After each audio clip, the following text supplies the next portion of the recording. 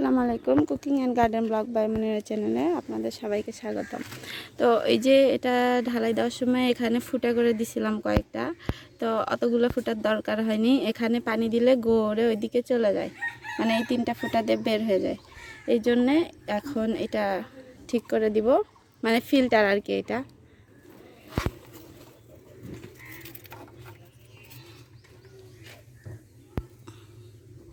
আর কিছু করার দরকার নাই। এটাতে এখন এখানে একটা আছে, বালু ঢাললেই হবে। উল্টা হলো।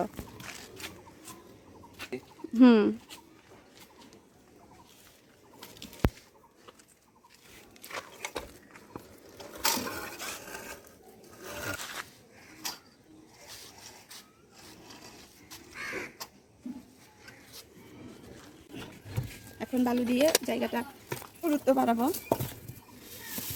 নাহলে পানি ফিল্টার হবে না মাটি চলে গেলে।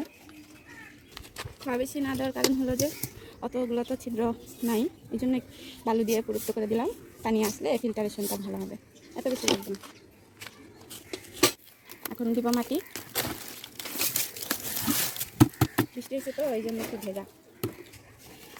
আমার এই মাটির প্রস্তুত করা ভিডিও এর আগে আমি দেখাইছি, আর লিঙ্ক হলো ডিসক্রিপশন বক্সে দিয়ে দিব, তাহলে দেখতে পারেন।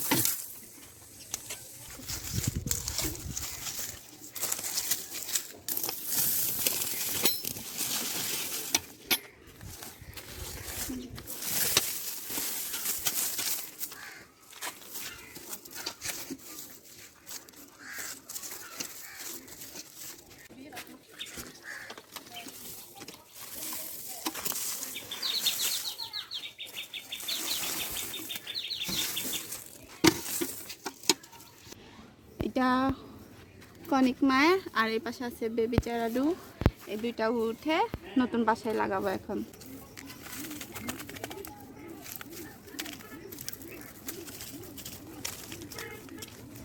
এগুলো তো খাওয়া ছাড়, এগুলো খাওয়া যাবে।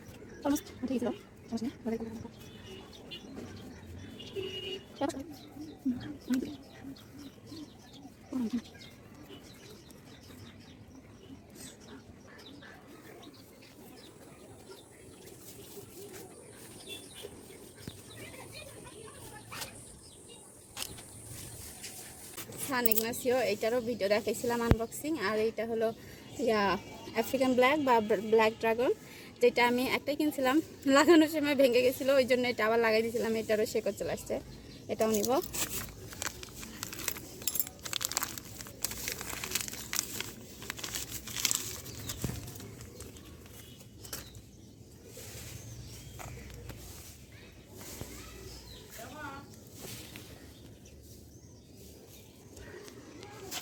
এই পাশে আসো, না হলে আমার দেখ।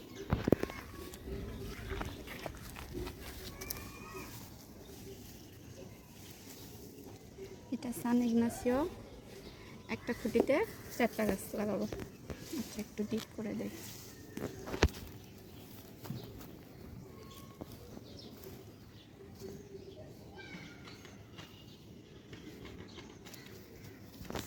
এটা গ্রাফটিং করা গাছ, এই যে এটা চারা হয়েছে।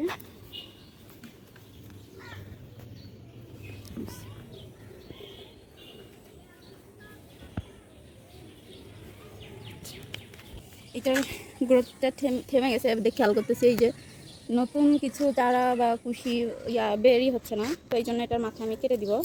ইনশাল্লাহ এখন বের হবে।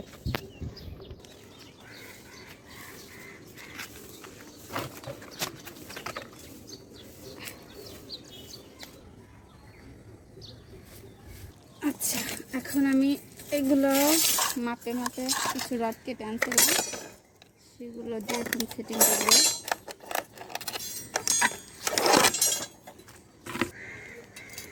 এটাতে ফুটা করা ছিল না, এটা 5 ফিট ছিল, 200 টাকা দাম নিছে। অবশ্য যারা বাণিজ্যিকভাবে কেনে তারা অনেক কম দামে অর্ডার দিয়ে পায়। এই কাজটা ঘুরে দিই।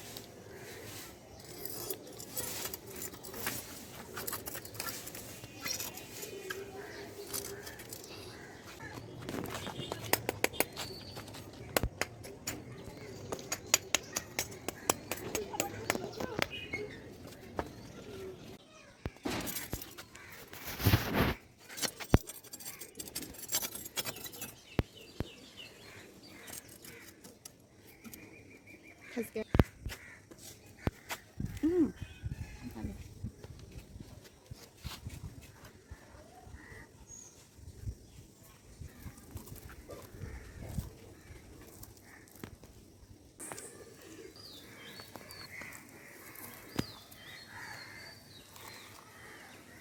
हम लोग इसी तरह सब कुछ गिट्ट देकर लेंगे।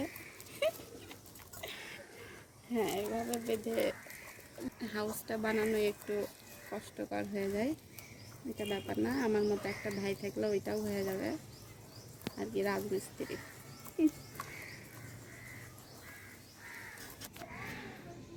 তো সবাই ভালো থাকবেন, cooking and garden blog by Monira সঙ্গে থাকবেন।